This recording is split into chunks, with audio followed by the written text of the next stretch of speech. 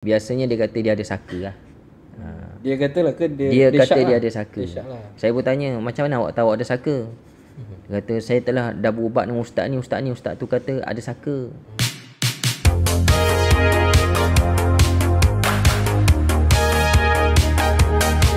Assalamualaikum warahmatullahi wabarakatuh. Bertemu lagi kita dalam podcast MBSP TV episod yang kedua. Episod kali ini kita akan membawakan satu topik yang pastinya menjadi perhatian masyarakat, iaitu Ruqyah Syar'iyah. Bersama kita hari ini Imam Ahmad Fahmi bin Muhammad, seorang imam dan perawat yang telah berpengalaman dalam bidang perubatan Islam sejak dari bangku sekolah lagi. Apa yang kita nak tahu pada hari ini yang penting, macam mana kita nak bezakan antara ruqyah yang syariah dan ruqyah yang tak patuh syariah. Baik, tanpa buang masa, dipersilakan Ustaz Ahmad Fahmi mungkin boleh berkongsi tentang sedikit latar belakang, dan seterusnya kita berkongsi bagaimana pula masyarakat nak membezakan ruqyah yang syariah dan yang tak syariah. Okey, silakan Ustaz. Okey, Assalamualaikum warahmatullahi wabarakatuh. Alhamdulillah. Latar belakang saya, mata tengok mana? Tengok saya. Ulang semula kan? Boleh Silakan. potong kan? Boleh potong. Assalamualaikum warahmatullahi wabarakatuh. Waalaikumsalam. Alhamdulillah. Latar belakang saya bernama Ahmad Fahmi. Saya selaku imam 2 Masjid Bandar Seri Putera. Okey, saya orang Terengganu. Lahir di Terengganu, membesar di Terengganu. Kemudian berhijrah belajar di beberapa tempat lah. Belajar di antaranya belajar di kampung, kemudian saya ke Kelantan, kemudian ke Rawang, Darul Quran, kemudian UKM, kemudian berkhidmat di Masjid Bandar Seri Putera. Alhamdulillah. Jadi pengalaman ruqyahnya, saya mula ruqyah bermula daripada sekolah menengah lah, daripada pondok. Masa usia saya sekolah menengah tu, saya masuk pondok. Jadi di sana tu dah orang minta tiup-tiup sikit. Jadi di situlah saya belajar sikit-sikit daripada mula berjinak-jinak lah daripada sekolah menengah lah, daripada pondok tu sampailah dewasa sekarang. Dan dalam masa yang sama belajar lagi lah, belajar tiup belajar. Ruqyah dan belajar. Semasa di UKM saya belajar di Darul Syifa. Ya, di Darul Syifa Bangi. Kemudian belajar lagi. Antaranya saya belajar dengan Dr. Mahyudin. Saya join beberapa kursus Dr. Mahyudin di Pahang. Ada lagi beberapa tokoh lah yang saya belajar lagi. Daripada Indonesia pun ada, daripada Malaysia pun ada, insya-Allah. Okey, jadi persoalannya ruqyah syariah. Ruqyah syariah ni dia gabungkan, dia bahasa Arab. Ruqyah syariah. Ruqyah ni maksudnya jampi, syariah ni yang disyariatkan. Ya. Jadi ruqyah syariah jampi yang disyariatkan. Kalau bahasa Melayunya jampilah. Jadi dalam Islam dia ada ruqyah syariah, ada ruqyah yang tak syariah, Ruqyah syariah ni maksudnya jampi yang dibenarkan oleh syariat. Okey.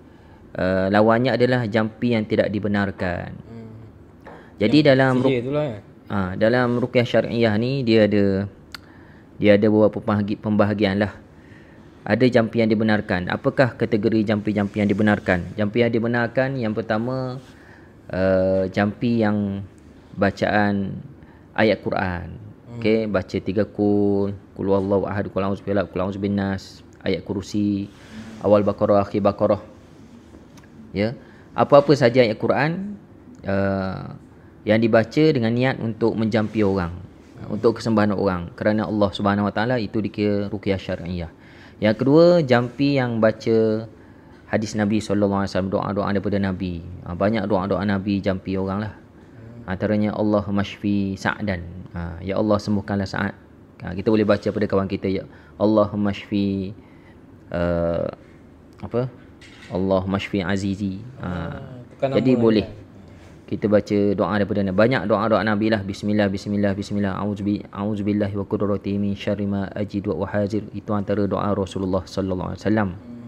Itu ruqyah syariah. Jadi banyak pilihan. Yang ketiga, ruqyah syariah yang dibenarkan adalah jampi-jampi yang tak ada dalam hadis, tak ada dalam Quran, tapi diamalkan oleh para ulama, yang doa yang dibaca, yang diajar oleh para ulama, yang tak bertentangan maksudnya dalam Islam lah. Tak ada unsur syirik, tak ada unsur menyeru makhluk-makhluk lain selain daripada Allah Subhanahu Wa Taala. Ya. Yang keempat, ruqyah syariah dia bukan bahasa Arab, tapi bahasa apa-apa saja, bahasa Melayu pun boleh. Kan? Dia masih lagi meminta pada Allah Subhanahu Wa Taala. Contoh kita sebut, ya Allah sembuhkanlah Azizi. Ya Allah sembuhkanlah sakit Azizi. Ya Allah lancarkanlah darah Azizi masa kita mewuk orang. Itu ruqyah syariah. Masa kita picit kepala, ya Allah lapangkanlah kepala dia, Allah legakanlah kepala dia. Jadi itu pun ruqyah syariah. Tentang ruqyah yang tidak patuh pada syariah pula, yang katanya yang tidak mengikut landaskan Al-Quran dan Sunnah. Apa ciri-cirinya supaya mungkin kita boleh detect lah, apabila kita dengar, kita jumpa perawat, kita dapat detect yang ini sebenarnya tak sepatutnya lah kita berubat dengan apa contoh-contohnya. Okey, ruqyah yang tak syar'i, yang tak disyariatkan, yang salah lah. Ruqyah yang salah ni adalah ruqyah yang sebalik yang disebutkan tadi lah. Ya, ni antaralah contoh-contoh dia. Ruqyah ni dia menyeru, selain daripada Allah Subhanahu Wa Taala. Contoh dalam cerita Piramli kan disebut, hey mambang kuning, mambang biru, mambang sekian-sekian. Itu ruqyah tak syar'i. Walaupun dengar lucu, tapi kalau diamalkan sebenarnya syirik lah. Salah satu dosa besar, kita panggil makhluk selain Allah untuk menyembuhkan kita, untuk menolongkan kita. Itu antaranya. Antaranya lagi ruqyah yang tak syar'i lagi, dia pada zaman Nabi ada seorang ni, dia di Madinah, dia baru masuk Islam. Kemudian dia datang jumpa Nabi, ya Rasulullah, aku dulu sebelum Islam aku selalu ruqyah, selalu jampi orang. Sekarang aku dah masuk, boleh tak aku meneruskan jampi? Rasulullah pun panggil dia. Rasulullah kata, bacakan jampimu. Dia pun bacalah jampi dia amal sebelum ni depan Nabi. Maka Nabi kata, la ba's, tak ada apa-apa. Tak ada apa-apa selagi mana ruqyah itu tak ada unsur syirik. Jadi rupa-rupanya dia ni berjampi, dia tak memanggil-manggil makhluk-makhluk tu, mamba-mamba dia tak panggil. Cuma jampi dia macam pantun sikit lah. Macam dulu contoh kalau bahasa Melayu kita, 2-3 kucing berlari, sembuhkanlah sakit jari. Macam tu. Sedap pula bunyinya tu. Macam contoh dia lah. Jadi selagi mana jampi tersebut tak ada unsur syirik, tak ada memanggil-manggil, tak ada benda yang meragukan, boleh. Walaupun kita panggil malaikat tak boleh. Malaikat untuk bantu tak boleh. Kita baca bismillahirrahmanirrahim, hai malaikat kiri, malaikat kanan, malaikat atas bawah, malaikat 40 simpan 40. Macam itulah. Tolonglah jaga diriku daripada gangguan syaitan. Pun tak boleh, syirik juga. Walaupun panggil malaikat, walaupun panggil nabi. Kan dengan kita, nama nabi, dengan nama Muhammad. Tak boleh kita masuk hutan, kan hutan jumpa ular ke apa semua, hey Nabi Nuh, tolonglah lindungi aku daripada patukan ular. Tak boleh. Sebab Nabi Nuh ni terkenal dengan bawa kapal penuh binatang. Kan. Kalau ambil pokok pula kita panggil Nabi Khidir. Tak boleh, kita kena hanya memanggil Allah Subhanahu Wa Taala. Ya. Biasa dengan Nabi Sulaiman, doa Nabi Sulaiman tu boleh amal. Nabi Sulaiman macam ni contoh. Alamak, tak apa ingat lah malam ni Ustaz. Innahu min Sulaiman wa innahu bismillahirrahmanirrahim. Itu ayat Quran. Ayat Quran. Boleh? Kita baca sebab Innahu min Sulaiman maksudnya sesungguhnya dia daripada Nabi Sulaiman. Sesungguhnya dengan nama Allah Maha Pemurah lagi Maha Pengasihani. Boleh lah kita baca. Kita masih lagi baca bismillah. Kita panggil Allah lagi. Tambah pula tu ayat Quran. Jelaslah gitu. Tapi ada satu jampi itu yang salah dalam bahasa Arab. Dia jampi orang, wahai jin, ini daripada Nabi Sulaiman. Nabi Sulaiman suruh kau keluar. Engkau di bawah kekuasaan Nabi Sulaiman. Dengan nama Nabi Sulaiman, keluarlah engkau daripada tubuh badan ini. Itu tak boleh. Okey, faham. Sebab dia panggil Nabi Sulaiman. Dia bukan panggil Allah Subhanahu Wa Taala. Memanglah pada zaman Nabi Sulaiman, jin tunduk kepada Nabi Sulaiman. Tapi sekarang Nabi Sulaiman dah mati dah. Jadi kita tak boleh guna Nabi Sulaiman untuk tolong kita. Tak boleh. Itu antara tipu daya syaitan. Bila orang belajar tak habis, kadang-kadang dia silap. Dipanggil. Baik, antara ruqyah yang tak syar'i lagi, yang ramai orang hafal tapi dia tak tahu apa maksudnya. Ramai orang kita hafal. Ya. Kalau dulu jampi-jampi dulu dia ada sebut dengan berkat kata la ilaha illallah Muhammadur Rasulullah. Yang tu famous orang Melayu jampi tu. Tapi awal-awalnya Dengan berkat. dia tak tahu apa maksud dia. Kan? Contoh. Saya pernah hafal satu ruqyah ni. Hei Suan, aku tahu aku tahu asalmu titik gigi iblis. Baliklah kepada anjung sani yang lepas. Bukan kata aku tapi kata Allah dengan berkat kata la ilaha illallah Muhammadur Rasulullah. Yang akhir tu cantik. Tapi yang depan tu, yang intro tu yang tak faham tu. titik gigi iblis tu apa? Anjung sani tu apa? Jadi bila ada kalimah yang kita tak faham, kita tak boleh amal. Takut kita teramal, terpanggil benda-benda yang syirik.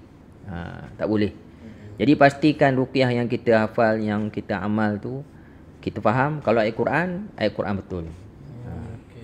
Antara yang tak syar'i lagi, banyak. Banyak. Dia ayat Quran tapi dia baca terbalik, pun tak syar'i. Contohnya dia baca bismillahirrahmanirrahim jambi kita. Walam yakul lahu kufuwan ahad, lam yalid walam yulad, Allahu samad, qul huwallahu ahad. Dia baca terbalik. Hati dia pula buat macam tu. Jadi salah. Berdosa, malah berdosa sebab dia telah menterbalikkan ayat yang telah Allah susun cantik dah 1 2 3 4 tapi dia baca terbalik. Tapi orang belajar, orang yang mengajar kita tu pandai kata inilah rahsia kata. Rahsia ayat Quran. Kalau kita baca depan dapat pahala, kita baca kat belakang kita boleh balas balik sihir, kita boleh cabut sihir. Jadi orang yang tak ada ilmu ni dia akan ikut je lah dia. Dia ikut je. Sebab sebenarnya salah, berdosa besar. Antaranya lagi baca Quran tak habis dan berhenti di tempat yang tak sepatutnya berhenti pun tak syar'i, berdosa. Kalau berhenti tempat sepatutnya tak apa. Contoh macam ni lah. Wa basyiril ladzina amanu wa amilus solihat. Dia bertiup boleh. Sebab berhenti cantik. Tapi kalau berhenti tak cantik, contoh ada orang pernah hajar saya dan dulu masa kecil-kecil saya pernah beramal lah, tapi salah lah. Sekarang tak amal. Ayat buang habuk dalam mata kan. Wasyamsu tajri limustaqarril laha dzalika tak. Tergantung betul. Berhenti tak. Patutnya takdir. Ataupun habiskan takdirul azizin alim. Jadi bila si fulan tu berubat, orang sakit mata masuk habuk, dibuat kat mata dia, habuk orang tu hilang. Ramai pesakit sembuh. Rupanya ayat tersebut salah baca, berdosa. Tak boleh. Yang sembuh tu, sembuh bukan indikator sesuatu perubatan tersebut syar'i. Dalam Islam, sembuh tak semestinya syar'i. Tak sembuh pun tak semestinya syar'i. Jadi sembuh tu boleh jadi kalau ikut guru-guru dalam rawatan Islam kata itu bantuan syaitan. Syaitan sendiri hembuskan habuk dalam mata, syaitan bawa dia suruh jumpa orang tersebut, berubat, bagi duit, syaitan yang keluarkan balik habuk. Itu tipu daya syaitan. Dia memang nak tipu daya manusia, suruh baca Quran terbalik lah, suruh baca tak habis lah, suruh amal benda-benda yang salah. Dahsyat macam mana syaitan punya perancangan tu kan. Dia tak langsung, kita pun kalau orang yang normal pun mungkin tak sedar benda tu kan. Dia boleh bawa kita ikut perancangan dia tu kan. Okey Ustaz, kita masuk pada soalan kedua. Soalan kedua ni saya nak tanya Ustaz, daripada Ustaz bertahun-tahun pengalaman merawat orang, apakah gangguan ataupun penyakit yang biasalah Ustaz hadap? Maksudnya orang telefon, orang cari Ustaz, pusing-pusing ni je. Maksudnya dalam masyarakat kita ulang-ulang ini je gangguan yang kena, ini je penyakit yang kena. Lepas tu daripada penyakit tu pula, apa punca yang Ustaz dah detect? Maknanya dah tahu dah, kalau macam kita pergi bengkel kereta, enjin panas ke, Ustaz dah try, ini mesti ni puncanya. Apa penyakit tu Ustaz? Okey, sebenarnya macam-macam lah. Dia lain ustaz, lain pengalaman dia lah. Kalau saya sendiri, kalau budak-budak biasa menangis. Budak menangis. Budak besar mana tu? Budak umur bawah 5 tahun, bawah 4 tahun. Okey. Menangis tiba-tiba. Jadi yang menangis tiba-tiba ni biasanya budak menangis tiba-tiba ni biasa dia nampak sesuatu. Dia balik daripada rumah atuk nenek dia ke, rumah saudara mak dia ke. Dan antaranya balik hospital. Ada beberapa kes balik hospital. Mak ayah dia balik hospital. Hospital biasa. Biasa. Mak ayah dia balik hospital, anak dia menangis. Ataupun dia bawa anak dia menangis. Kes yang mak ayah dia balik hospital, anak dia menangis pun ada. Anak menangis. Sebab apa? Sebab boleh jadi mak ayah dia ni terbawa balik jin syaitan. Dia ikut kali balik rumah. Balik masuk rumah, mak ayah dia masuk rumah tak baca bismillah. Jadi jin syaitan masuk dalam rumah tu, dia kacau anak. Sebab anak paling lemah, sebab anak tak solat. Jadi anak pun nampak pun menangis. Sehari 2 hari menangis jumpa saya. Jadi saya pun baca ayat Quran, tiup dia, kemudian baca auzubillah, tarik kat mata dia supaya dia tak nampak jin syaitan tu.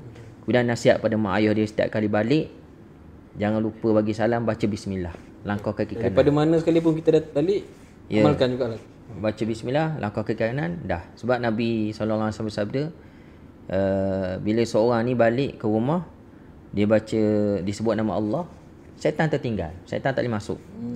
Syaitan kata la mabita lakum wala asya, malam ni kita tidak ada tempat tidur, kita tidak ada makan malam. Tapi kalau kita masuk tak baca bismillah, terus masuk je, lagi-lagi orang balik letih kerja kan. Betul lah, tak fikir muka apa stres, dipikir aku nak baring je, aku nak cabut baju, nak baring terus. Semayang pun tak kadang-kadang. Jadi macam tu syaitan masuk sekali. Kalau hari-hari masuk rumah tak baca, berapa banyak dah syaitan dalam rumah. Lagi-lagi rumah tersebut tak baca Quran. Itu satu pengalaman lah. Antara pengalaman lagi, kalau orang dewasa, biasanya orang dewasa dia datang, dia sakit-sakit lah, sakit-sakit badan. Dia mimpi pelik-pelik. Biasanya dia kata dia ada saka lah. Dia katalah ke dia kata dia ada saka. Lah. Saya pun tanya, macam mana awak tahu ada saka? Dia kata saya telah dah berubat dengan ustaz ni, ustaz tu kata ada saka. Jadi kesian. Dia jumpa orang lain, jumpa perawat-perawat yang tak betul ni, senang-senang je perawat tu kata ada saka. Padahal bukan saka pun. Padahal gangguan jin syaitan biasa je. Oleh kerana dia rasa dia ada saka tu lah, dia dah set dalam kepala dia, memang susah nak berubat sebab aku ada saka. Padahal jin syaitan mana-mana pun, walaupun saka, kalau kita beramal dengan tepat, berzikir, jaga semayang, dia akan lari. Jadi saka ya. Jadi perawat-perawat ni, perawat-perawat ruqyah syar'iyah ni, dia tak boleh menakut-nakutkan pesakit. Saka lah, macam-macam. Dia kena bagi semangat, bagi semangat supaya dia beramal, benda tu mudah hilang. Sebab syaitan ni lemah. Lagi-lagi kalau kita ikhlas. Kalau niat dia tak baik tu, dia takut-takutkan pesakit, dia upsell package tu. Dia ada package lain kan, rawatan lanjut kan. Itu biasa. Itu antaranya lah. So kanak-kanak biasa, kes biasa kanak-kanak menangis, orang dewasa sakit badan. So, puncanya itulah amalan-amalan yang kita tak ikut lah, amalan yang Nabi ajarkan kan. Okay. So kita bergerak ke soalan yang seterusnya, Ustaz. Proses ruqyah ni memang wajib perawat saja yang buat, yang bertauliah, berpengalaman buat, ataupun sebenarnya kalau saya sakit saya boleh buat sendiri je? Tentang ruqyah ni sendirilah. Ke ada level-level ni? Contoh kalau level macam ni awak boleh lah uruskan sendiri kan. Ada tak yang ustaz pesan gitu orang buat sendiri? Okey, ruqyah dia boleh buat sendiri. Mana tak semestinya ustaz sakit je cari Ustaz Fahmi. Tak ada, boleh buat sendiri. Boleh buat sendiri. Kena ada bimbingan lah. Ustaz guide lah dia nampak. Jadi ustaz-ustaz yang ruqyah syar'iyah ni, dia jangan ajar supaya nak berubat jumpa saya, Dia kena ajar supaya cara rawat diri sendiri. Sebab Allah bagi sakit, Allah bagi ujian, gangguan semua ni, sebenarnya Allah nak tarik dia dekat pada Allah. Jadi kita sebagai perawat, kita sebenarnya pendakwah ruqyah syar'iyah ni. Pendakwah, kita suruh orang tu bertaubat, dekatkan diri pada Allah, awak boleh sembuh. Amal ni. Itu baru ruqyah syar'iyah yang berdakwah. Tapi kalau peruqyah ni jenis jenis suruh datang aja, tak ajar langsung, jadi salah. Dia kena berdakwah. Yang pertama taubat lah. Biasanya orang sakit-sakit ni kita ajar taubat. Adalah boleh kata yang datang berubat saya, boleh kata 50% tak semayang. Biasanya suami isteri datang, dia kata saya macam ni, saya kena sihir pemisah lah. Ada kata sihir pemisah, ada kata sihir tu sihir ni. Saya bertanya, awak semayang tak? tak semayang, suami tak semayang. Ada kata semayang kadang-kadang, semayang kadang-kadang tak semayang. Dari situlah kita nasihat. Pertama bertaubat, jaga semayang. Kedua sekian. Lepas tu rawat, lepas tu doa. Lepas tu ada yang sembuh. So, ada yang tak jadi serat, tak ada yang wujud tak jadi sihir cerai. tu sebenarnya. Ada yang tak ada. Ada yang rasa-rasa sebenarnya tak ada. Dah macam sihir diri sendiri lah tu. Tinggal solat, lepas tu benda tu Gangguan benda setan gitu je. berlaku. Kalau dia tersilap jumpa Tok Bomo tu hentam lah. Oh, kamu kena sihir, padahal dia sendiri buat salah, tak semayang. Okay. Baru dalam minggu lepas seorang suami datang jumpa, mengadu macam tu lah. Dia nak bercerai dah, nak melafaz dah. Saya pun nasihat bab semayang. Dia kata betul lah, saya tak semayang akhir-akhir ni. Lepas tu dia datang dia datang masjid. Dia tu esok dia kata, alhamdulillah ustaz, saya dah berbaik-baik dengan isteri. Beres. Bertaubat, jaga semayang, selesai. Pula solat berjemaah kan. Ya. Dengan isteri. So kalau ruqyah yang biasa tu, maksudnya penyakit macam mana Ustaz? Yang pada pening kepala macam tu je lah, yang Ustaz syorkan untuk dia amalkan sendiri. Ruqyah biasa. Maksudnya ruqyah yang boleh sakit tu dia amalkan sendiri di rumah. Itu penyakit yang gangguan macam mana je? Yang semualah. Ruqyah ni untuk semua penyakit. Maksudnya Ustaz minta dia ikhtiar dia sendiri. Ruqyah ni untuk semua penyakit ada gangguan jin syaitan dan juga penyakit jasmani. Jasmani lah, pada sakit badan. Sebab ruqyah ni adalah doa. Kalau doktor kata dia ada kanser kan. Kalau kanser ni bukan gangguan jin syaitan. Tapi bila dia amal ruqyah, dengan berkat dia baca Quran, Allah rahmati dia, Allah sayang dia, Allah kesian kat dia, Allah boleh sembuh. Itu kelebihan ruqyah. Bukan ruqyah ni untuk jin syaitan je. Penyakit jugalah. Apa-apa penyakit, masalah walaupun bukan penyakit kan. Kita ada masalah kewangan ke, masalah anak tak balik rumah ke, Masalah anak degil ke, ruqyahkan juga. Ruqyah juga. Sebab yang menyembuhkan, yang menyelesaikan masalah bukan kita, bukan ruqyah, tapi Allah. Allah tengok amalan kita, dia kesian, dia rahmat, dibagi penyelesaian. Kita minta kepada Allah. Itu kelebihan ruqyah.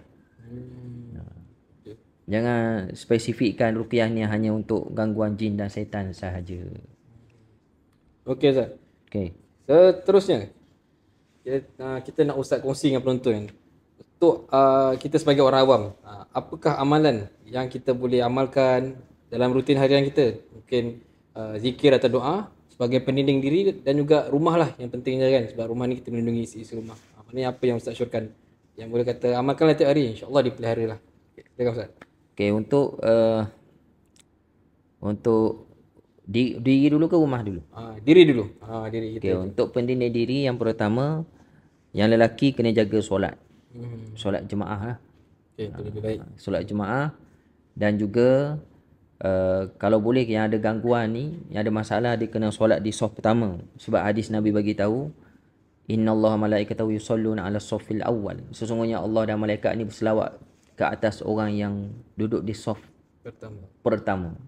Jadi orang yang jaga solat jemaah duduk saf pertama, bila dapat selawat malaikat, Allah pula puji kita. Maknanya Allah kesian, Allah rahmat. Antara doa malaikat, Allah marhamhu, ya Allah rahmatilah dia. Bila Allah rahmat, Allah kesian, kita mengadu je masalah apa, Allah bagi settle. Jadi yang pertama, jaga solat. Pastikan solat di masjid surau. Kalau boleh saf pertama. Kejar. Tak boleh saf pertama, tak apa saf belakang, tapi berjamaah. Yang kedua, amalan untuk individu lagi, jaga zikir pagi petang. Jaga zikir. Tapi kalau tak solat, zikir pagi petang jaga, tak guna juga. Zikir pagi petang ni maksurat lah. Sama ada maksurat ataupun zikir pagi petang. Dalam internet, dalam YouTube banyak. Type je zikir pagi petang, zikir pagi, zikir petang, atau maksurat. Maksurat pagi, maksurat petang. Kalau orang yang sibuk bekerja, yang tak sempat nak baca ni, saya sarankan pesakit saya ni, dia dengar audio, pasang kat kereta setiap kali pergi kerja. Download ataupun buka YouTube, dengar kat kereta. Jangan dengar lagu dalam kereta. Dengar zikir pagi petang. Bila kita dengar hari-hari, kita boleh ingat. 50% boleh ingat. Kadang-kadang 100% boleh ingat. Dia zikir pagi petang tu 15 minit je. Sebab kita tak ada effort nak buat benda tu. Jadi kita jadikan alasan lah. Jadi amalkan, baca ataupun dengar. Bacalah, kena baca. Baca dia baik. Jadi yang pertama solat, yang kedua zikir pagi petang, yang ketiga jauhi dosa. Dosa besar nombor 1 dosa syirik. Dosa nombor 2 yang besar tinggal solat. Tinggal solat kita tak tinggal dah, kita dah solat jemaah. Dosa yang seterusnya dosa pada ibu bapa. Jadi cuba cek ada tak kita buat salah pada ibu bapa. Kalau ada salah kena minta maaf. Okey. Jadi jaga solat, zikir pagi petang, kemudian hindarkan dosa. Kita buat tu Allah sebut wa man yattaqillah yaj'al lahu makhraja. Siapa yang bertakwa kepada Allah, Allah akan adakan baginya jalan keluar. Okey. Jalan keluar. Jadi bila kita dah sebab orang bertakwa ni dia dah jaga solat, dia tinggal dosa. Itulah si takwa. Jadi bila kita dah solat jemaah, kita dah tak buat dosa besar. Kita jaga zikir pagi petang. Nanti Allah bagi jalan keluar masalah. Jadi itu. Kalau Rumah tak? Lepas tu kalau dia ada penyakit-penyakit tertentu lah.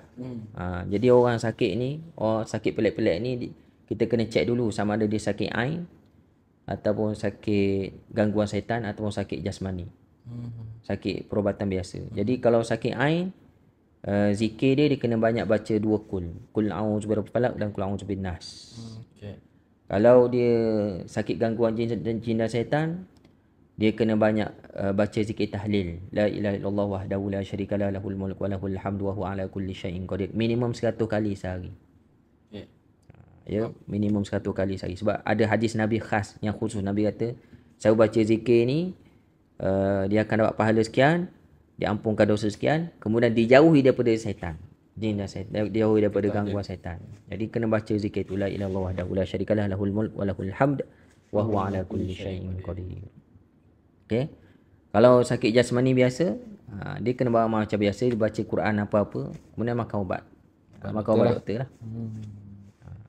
Kalau rumah pula, kalau rumah kita nak elak daripada gangguan jin dan syaitan, yang pertama setiap kali kita balik rumah, bagi salam dan baca bismillah.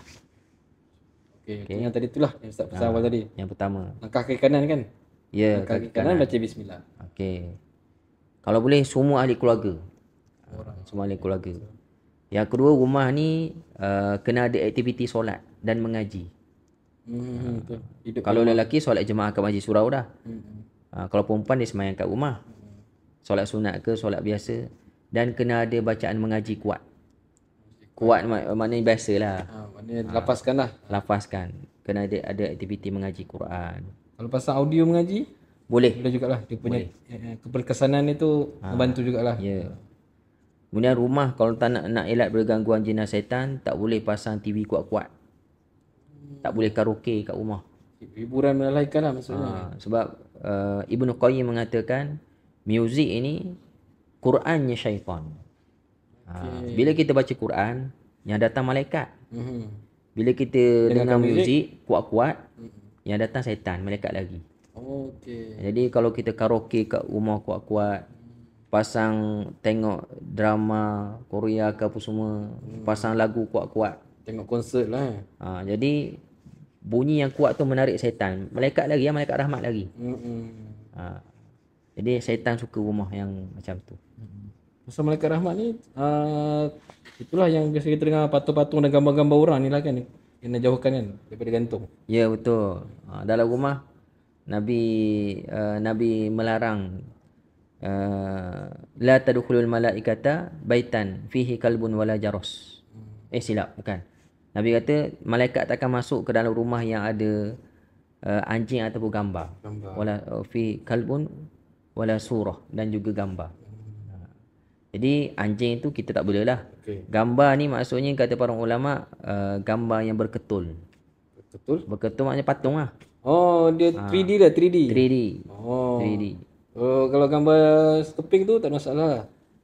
Ke bergantung ada spek dia juga. Kalau yang 3D tu macam patung biasa lah. Macam patung agama lain kan. Betul. Ataupun figura tu, figura. Action figure tu. Action figure. Transformer ke, Luffy, One Piece. Apa semua tu orang suka simpan benda tu kan. Itu memang kesukaan syaitan. Kalau dia masuk rumah kita, kita masuk tak baca bismillah, dia akan cari benda tu dulu. Mana aku nak duduk. Oh, tu tempat dia berserang lah. Ya. Tapi kalau mainan-mainan tu atau figura tu dimainkan, mainan budak tak apa. Budak tak apa kan? Sebab Sebab budak saya- main tak lama. Dia main patah. Ha. Main patah. Last kali kita pun buang. Sebab tak ada rupa dah. Sebab saya ada baca kalau benda tu dimanfaatkan, mana digunakan lah macam budak-budak main tak apa, tapi kalau benda tu diletak sebagai untuk paparan Tapi kan. kalau bapak budak main, bapak budak dia tak main. Dia simpan dalam cermin. Dia buat hiasan atau yang tu saya paparan dia tengok hari-hari. Itu setan suka. Tak suka kan tempat sarang tu. Sebab dia letak dalam rak, dia tayang kat Dia orang. jaga kan. Biasa orang tak main figura yang sebab dia mahal benda Betul, benda tu Harga ratusan tu. ribu ada. Ribu ada Kadang ratus. kecil tak ni main. je. Tinggi 89 inci 1000. Yang bagi pada budak-budak tu yang kedai RM2. Ah, Yang tu tak ada apa, rosak-rosak buang. Tapi yang jenis mahal tu memang kesukaan jin setan. Okey. Kalau bergambar pula, gambar kata para ulama yang lengkap anggota badan. full body lah. Full body lah, kepala. Shoulder, knees and toes lah. Walaupun gambar keluarga kita. Itu termasuklah malaikat rahmat tak suka, tak masuk. So kalau nak bergambar ni jangan gambar penuh lah. Gambar penuh tak apa. Maksud tadi Cuma tak boleh gantung kat dinding lah. album lah, simpan Tak album. album lah. Okay. Oh itu kadang saya tengok, kadang yalah gambar-gambar menteri ke gambar Macam gambar sultan agung kan setengah kan. setengah je kan, sampai lutut je. Okay, so itulah dia punya tujuan dia kan. Mungkin Photoshoot portrait dada je kan. Jadi kalau nak rumah kita dapat rahmat Allah, malaikat apa semua, pastikan patung-patung tu jangan ditayangkan. Termasuklah teddy bear. Kalau yang budak main tak apa.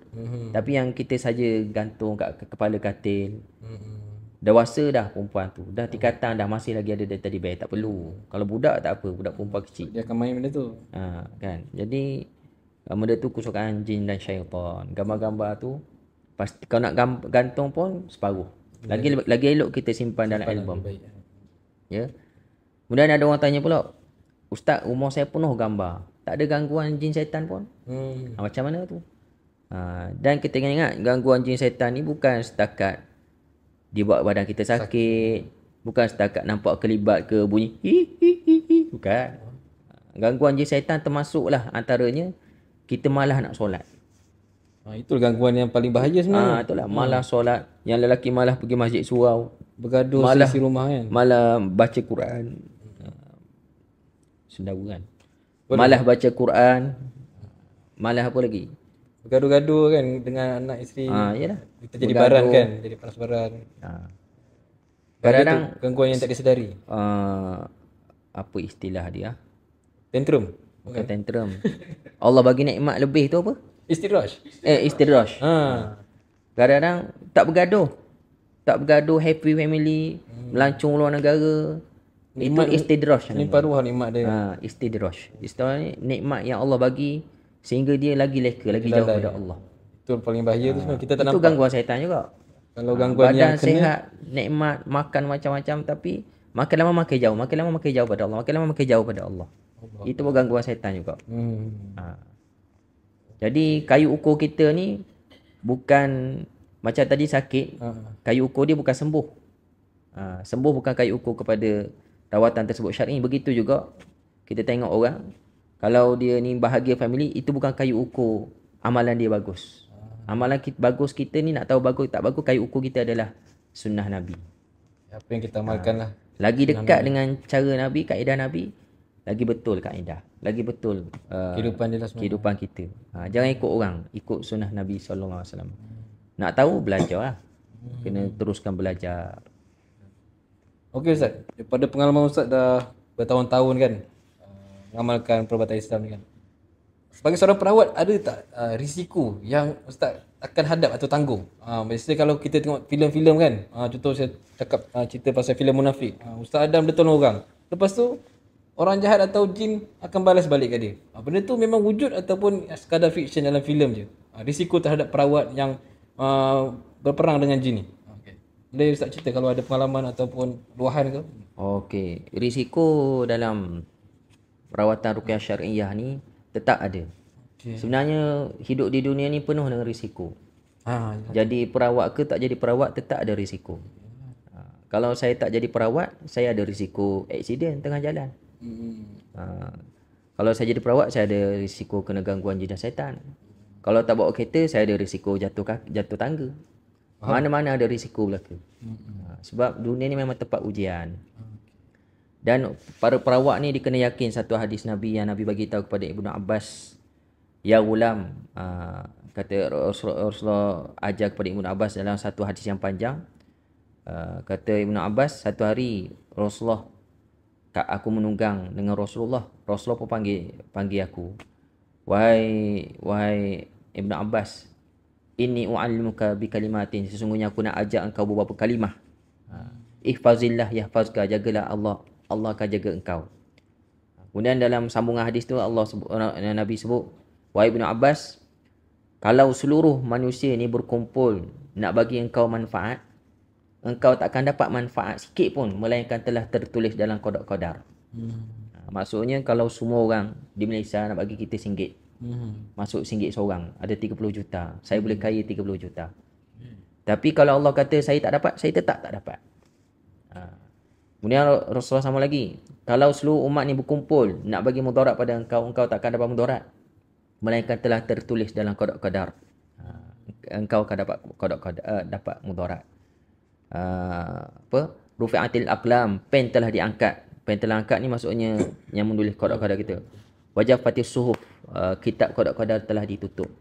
Kita lahir ni di dunia settle dah. Dah tertulis daripada awal sampai mati qada-qadar kita, baik buruk semua. Jadi apa yang penting bila kita yakin hadis ni, kita buat je kerja yang betul.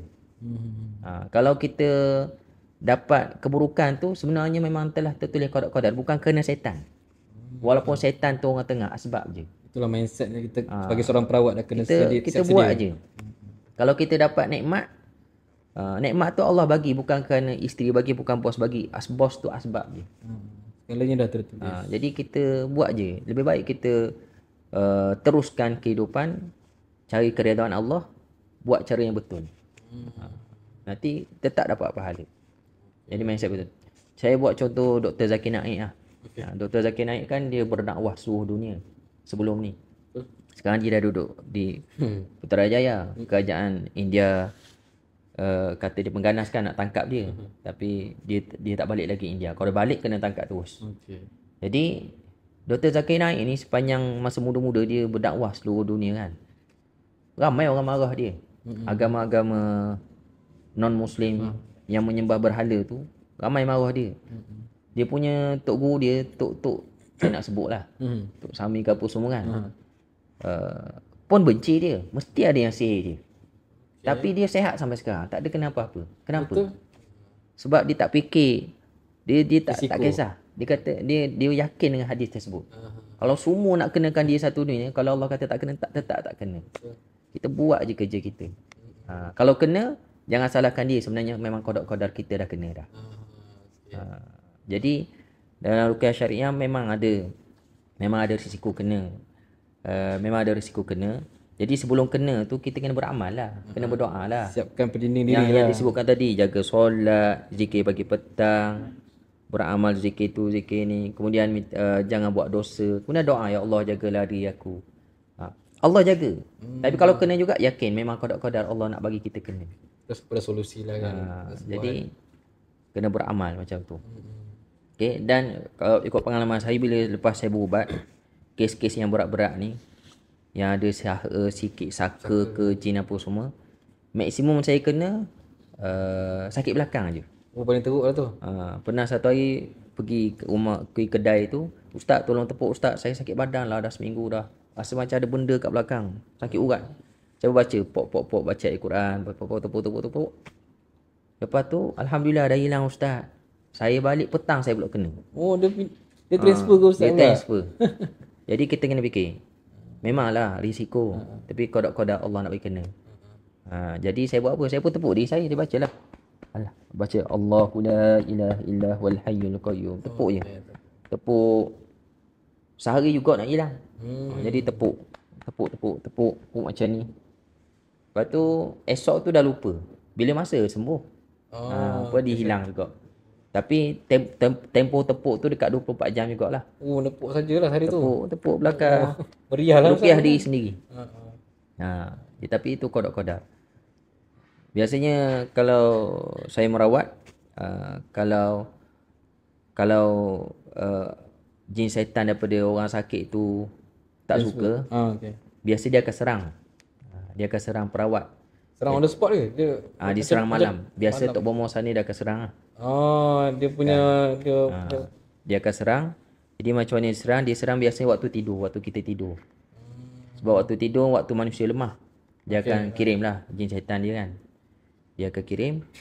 Kalau kita cukup amalan, kalau Allah jaga kita tak kena. Jadi biasa saya dapat mimpi lah. Mimpi apa? Mimpi didatangi sesuatu. Biasanya binatang makhluk lah. pula. Oh, makhluk. Biasa binatang. Kadang-kadang binatang datang dia patuk. Dia patuk, saya pun elak. Itu maksudnya tak kena. Dalam mimpi lah tu. Dalam mimpi lah. Lepas tu sedar. Lepas tu bacalah A'udzubillah minasyaitonirrajim. Alhamdulillah nasib baik tak kena. Itu petandanya dia sedang serang tapi Allah jaga. Tapi dalam banyak-banyak mimpi kena patuk macam tu, kenapa pernah sekali kena patuk kena sungguh kaki. Pak kena. Tak sempat elak Dah elak kena. elak juga. kena, memang kena. Dia nak edak yang betul. Terkejut, lepas tu apa saya buat? Bila dah terkena maksudnya dah kena tu. Tapi dia bila sihir dia tak tahu kena berat. Dia kena sikit-sikit. Jadi kita pun bangun ambil wuduk, semayang, berdoa, ya Allah semogalah aku minum air. Baca zikir apa semua. Lepas tu tak ada apa lah. Sebab syaitan tu lemah. Jadi kita kena kuatkan amalan lah. Allah jaga kita. Cakap pasal mimpi tidur tadi kan. Ya. Kenapa mak ayah kita daripada kecil kalau selalu pesan kita sebelum tidur basuh kaki. Sebelum tidur basuh kaki. Kenapa dia tak suruh ambil wuduk ke? Dia tekankan basuh kaki sebelum tidur. Apa signifikannya dengan gangguan jin dan syaitan, Ustaz? Kalau tanya saya tu saya tak tahu. Sebab mak ayah saya tak suruh basuh kaki. Saya pun zaman-zaman duduk asrama pun gitulah. Pernah dengar juga orang kawan-kawan kata nak tidur basuh kaki dulu, basuh kaki. Kenapa basuh kaki? Kenapa bukan ambil wuduk? Tapi mak ayah saya tak ajar suruh basuh kaki. Suruh tidur baca doa Baca je. doa kan. Itulah amalan yang biasa. Tapi mungkin ada signifikan, mungkin kena wuduk kot. Tapi saya tak tahu lah. Mungkin Haji pernah dengar siapa-siapa ada cerita. Kenapa? Tak tahu pula. Tak pula saya. Kita ikut je dia. Mungkin bila zikir tahu lah. Okey Ustaz. Kalau nak minta Ustaz boleh cerita lah kan. Apakah kes yang paling Ustaz ingatlah tentang pengalaman merawat orang ni kan. Mungkin dia kes yang paling menarik tu dari segi mungkin lucu ke ataupun terlalu menyeramkan ke. Apa kisah kalau ada yang Ustaz boleh kongsikan lah. Yang paling Ustaz ingat lah sepanjang pengalaman ni kan.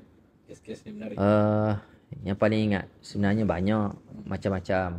Kalau yang paling menyeramkan Ustaz? Paling Menyeramkan? Yang menyeramkan ada tak macam sesi Ustaz berbual dengan jin? Jin ada banyak. Tapi kaedah saya tak suka sangat berbual. Boleh katakan Ustaz tak ada nak interview kau dari mana, boleh siapa jadi hantar kau. 30% je berbual. 70% lagi saya malas nak berbual.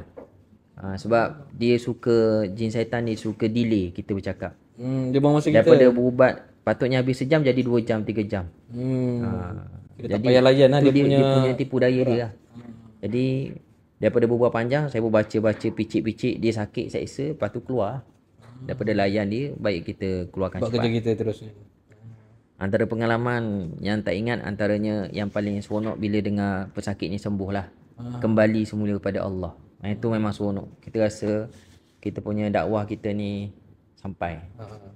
Suami isteri yang tak semayang jadi semayang, nak bercerai kan, rasa apa? Dia rasa kena sihir, rupanya bukan kena sihir. Masalah dengan Allah je. Diri punya. Yang tu kita rasa seronok, ingat kepada alhamdulillah seronok. Ya. Kita pun rasa seronok bila kembali pada Allah. Sebab dia jumpa kita ni. Kalau dia tak jumpa kita, tak tahulah apa jadi pada kehidupan dia kan. Ya. Ada yang ditipu oleh bomo-bomo sebelum ni. Bila datang jumpa kita, kita terangkan elok-elok, dia baru sedar. Dia pun beramal. Oh seronok. Bila beramal balik, rasa ada saham ilmu tu. Saham ilmu. Kalau saya ajar zikir, dia berzikir, insya-Allah bila saya mati saya dapat pahala dia juga. Itu antara yang seronok. Yang menyeramkan sebenarnya tak ada yang seram mana lah. Dalam TV tu cuma lakonan belaka, tak ada seram mana pun, bunyi je. Sound effect tu je. Bunyi dan buat takut je, buat terkejut-terkejut. Sebenarnya tak ada yang seram-seram pun. Kalau dalam drama-drama suara berubah kan, sebenarnya berubah sikit je. Lepas tu ada yang tersangkut kat dinding apa semua, tak ada lah. Terbang tu tak ada lah. Tak ada. Pesakit tersangkut kat dinding. Badan terpulah apa semua lebih-lebih je. Yalah, Tak ada. nak jadi filem kan. Tak ada. Yang darah-darah ada, sembuh-sembuh darah ke? Susah merawat. Sembuh darah, muntah darah ada. Darah-darah. Muntah darah, baca-baca tepuk-tepuk dia keluar. Muntah darah pun bukannya muntah banyak macam tu. darah Seketul dua je. Oh, Sikit-sikit je. Maknanya dia punya barang sihir tu dah keluar dah. Sikit-sikit tu ada lah.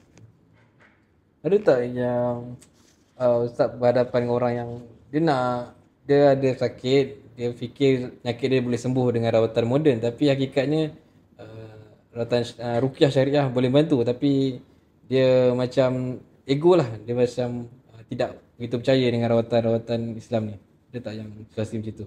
Contohnya macam mak dia mengesyorkan anak dia jumpa ustaz untuk merawat, tapi dia tidak berminat. Ustaz ada tak nasihat kalau untuk orang-orang yang macam itulah, yang macam tak percaya dengan yang syariah ni? Dia begitu strict nak ikut perubatan moden je. Setakat ni yang jumpa semua memang nak dirawat. Tapi adalah kes-kes dia suruh anak dia datang, anak dia tak nak. Anak dia datang terpaksa-paksa. Dia takut ke apa Ustaz? Bukan takut dia. Ada satu kes baru ni, anak dia anak dan menantu dia ni, kes baru ni, anak lelaki dia ni, dia kata macam kena sihir dengan menantu dia. Sebab dia macam takut sangat dekat menantu. Tak boleh berenggang. Kalau pergi office tengok. Kemudian isteri dia selalu tengok lokasi dia kat mana. Lari sikit, tu semua gaji dia isi kat menantu. Lepas tu saya kata saya tak boleh lah rawat sejarak jauh. Orang tu kena datang ke sini. Anak dia pun datang. Waktu tu juga waktu nak pergi kerja. Bila datang ruqyah sikit, lepas tu dia pun balik cepat-cepat. Mas takut kat bini. Marah mak dia. Tu lah mak, saya patut pergi kerja. Bini dah tanya dah. Jadi itu antara pengalaman lah. Maksudnya anak dia tak nak berubat pun. Mak ayah dia je nak berubat. Jadi macam tu tak boleh. Kita tak boleh. Kalau orang nak berubat ni, hati dia kena terbuka untuk dengar Quran. Untuk berubat. Kalau paksa-paksa tak jadi. Tak boleh. Ya. So Ustaz, kita nak sentuh sikit lah tentang penyakit ain. Penyakit ain ni sebenarnya gangguan jin syaitan ke, ataupun hanya pandangan mata manusia yang dengan hasad dengki? Dia ada kaitan jin syaitan ke memang ada aura negatif manusia je sebenarnya? Ain ni sabda Nabi SAW, al-ainul haqq. Ain tu benar adanya. Ain tu ada. Jadi ain kalau nak bahas ni, ain ni panjang lah. Pada zaman Nabi, pada zaman Nabi Muhammad SAW, ada seorang pemuda ni, semasa di Mekah, kisah ni dirakamkan dalam surah Al-Qalam. Ada satu ayat tu, saya lupa dah ayat tersebut.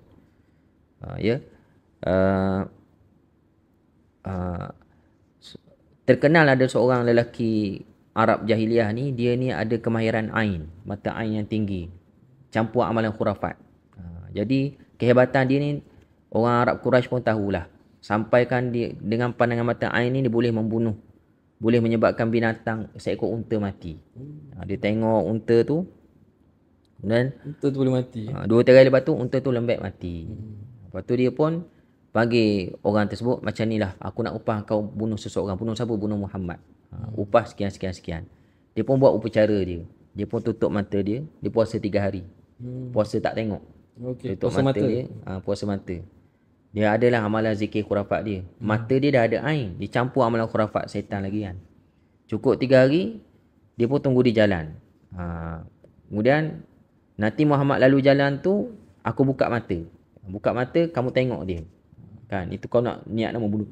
Bila Rasulullah lalu, buka. Dia pun buka ikatan mata, dia tengok Rasulullah SAW. Ternyata ain tu berpatah balik kena pada dia. Dia jatuh tak lama lepas tu mati. Allah jaga Rasulullah. Ya, ada ayat dia. Pause kejap. Tak ya. Okey. Jadi itu ain pada zaman Nabi. Jadi soalannya apa Haji? Ain ni memang ada kaitan dengan gangguan jin dan syaitan lah. Okey. Ain ni kata para ulama, dia sejenis musibah yang terkena pada seseorang disebabkan 2 sebab. Sebab pertama kerana orang dengki. Yang kedua sebab orang kagum. Dengki dan kagum. Ya. Kalau dengki, dia tengok kita kaya, banyak duit. Kita tayang kemewahan kita kat Facebook. Dekat mana-mana lah.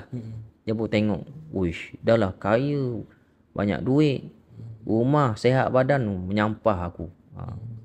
Kalau dia sakit padan muka, dia punya perasaan dengki tersebut, bila dia tak ada pendinding, tak ada amalan zikir pagi petang, tak jaga solat, amalan dia kurang, sampai satu tahap dia boleh sakit seperti mana yang orang tersebut hajatkan. Orang yang dengki tersebut. Lagi banyak dia upload kemewahan dia dalam media sosial, lagi ramai tengok. Contoh 1,000 orang kan. Dalam 1,000 orang tersebut ada 200 orang dengki. Dalam 200 orang dengki tu ada yang Allah bagi izin ain jadi. 2 orang ke 3 orang kena. Dia bukan semua orang ada ain. Ada kemampuan boleh ain tu. Boleh menyebabkan orang tu sakit lah. Boleh sebabkan orang satu sakit. Ya. Jadi itu yang pertama dengki. Yang kedua kerana orang kagum. Orang kagum, puji melambung lah. Kita ada anak kita cantik baby, kita upload dalam media sosial, orang pun tengok comelnya. Dalam 1,000 orang puji tu, ada yang betul-betul kagum. Dia kata, comelnya budak ni. Aku tak pernah tengok budak comel macam ni. Wih, comelnya. Dia tak dengki tapi dia memang kagum. Kerana kekaguman tersebut, budak tersebut boleh kena ain. Sehingga dia jadi demam ke, menangis ke, kurang comel. Sebab apa? Orang yang puji tersebut dia tak sebut nama Allah Subhanahu Wa Taala. Terlalu kagum terhadap makhluk. Jadi persoalannya, adakah gangguan syaitan? Dia adalah qada' yang diizinkan oleh Allah kerana 2 sebab. Qada' ini bukan gangguan syaitan. Bila ada 2 sebab tersebut, sebab qada' kita berlaku sebab ada sebab lah. Qada' kita berlaku, kita kaya, Allah bagi, tapi sebabnya pelaburan ke apa semua macam tu lah. Jadi sakit pun macam tu juga. Sakit sesuatu, asbabnya, antara sebabnya ain.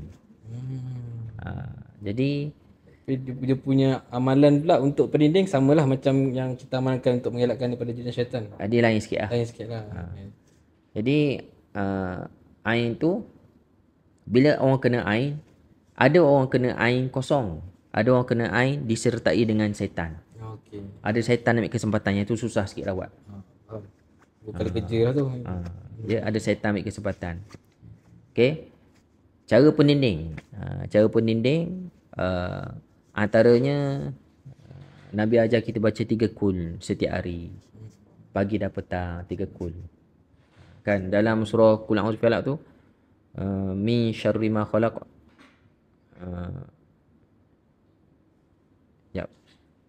Qul a'udzu birabbil falaq min syarri ma khalaq wa min syarri ghasikin idza waqab wa min syarri naffatsati fil 'uqad wa min syarri hasidin idza hasad. Dan aku minta perlindungan daripada syarri keburukan hasidin hasad. Keburukan orang yang hasad, yang sedang hasad. Orang yang pendengki yang sedang mendengki. Itu ain. Jadi dia kena baca 3 kul selalu.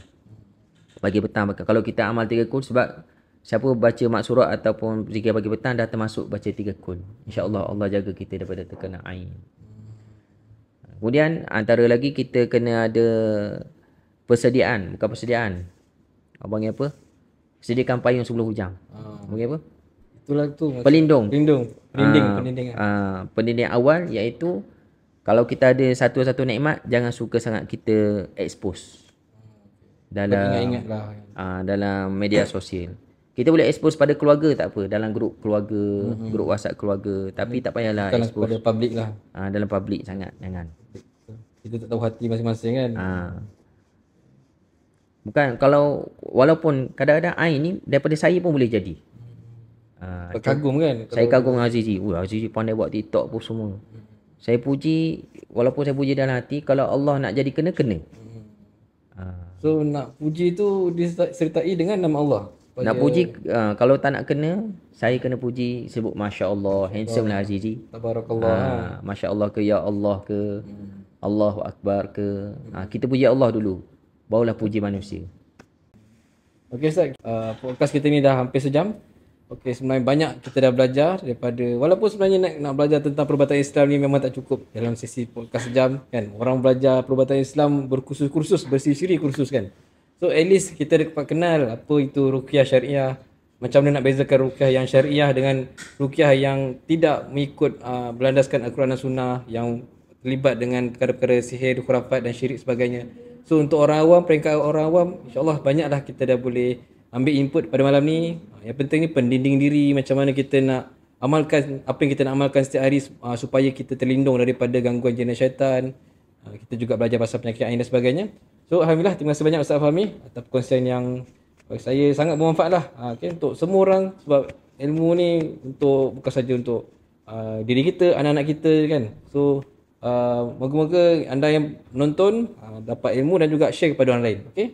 So terima kasih sekali kepada Ustaz Fahmi kerana sudi meluangkan masa bersama podcast MBSP TV. Itu saja untuk episod kedua kita, Ruqyah Syariah. Kita jumpa pada episod yang akan datang insya-Allah. So jangan lupa like dan subscribe YouTube MBSP TV. Assalamualaikum warahmatullahi wabarakatuh.